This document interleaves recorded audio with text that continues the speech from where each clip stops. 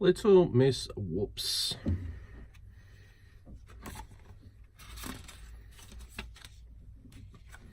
Little Miss Whoops is one of those people who have accidents all the time.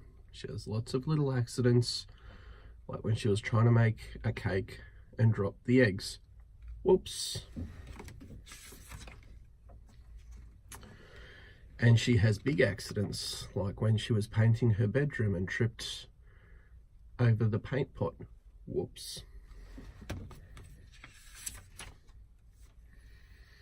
Every morning when she makes her cup of tea, she spills the milk, tips over the sugar bowl, drops the tea bags, breaks the biscuits, knocks a cup across the table, and has to start all over again.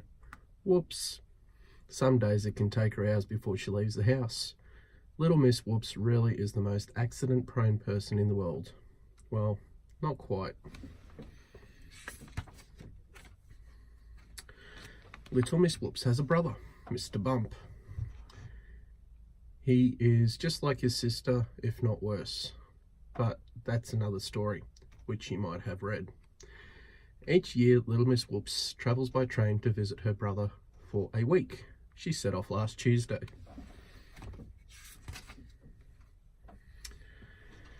This Tuesday, Mr. Bump looked at his clock, which was lying on the ground where he had just knocked it over. His sister was late, a whole week late.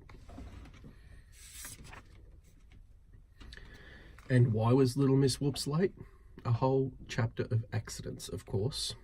While her train was waiting at the station, she somehow or other tripped and fell out of the train. Whoops. Then somehow she tripped over and fell into the back of a truck, which took her to the sea. Whoops. Somehow or other she tripped and fell into a boat, which took her to another country. Whoops. She had to wait nearly a whole week to get another boat. And another truck.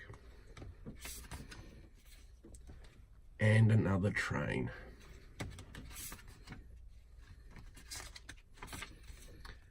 Little Miss Whoops was exhausted by the time she finally reached her brother's house. "I thought you were coming last week," Mr. Bump said. "It must have been a long trip."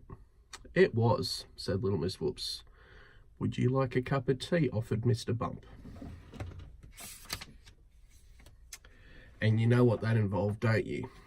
They spilt the milk, tipped over the sugar bowl, dropped the tea bags, broke the biscuits, and knocked tea all over the table. What a mess. Whoops. "Oh, look at the time," cried Little Miss Whoops, knocking over her clock. "I've got to catch my train home." She grabbed a suitcase, rushed out the door. "Goodbye," she yelled. "Goodbye," called Mr. Bump. "See you next year." Mr. Bump waved from the footpath until she got around the corner. Then he went back inside, closed the door, but the door handle came off in his hand. "Whoops," said Mr. Bump. The end. All right, sweetie, you have a good night's sleep. Mummy and Daddy love you. Sweet dreams.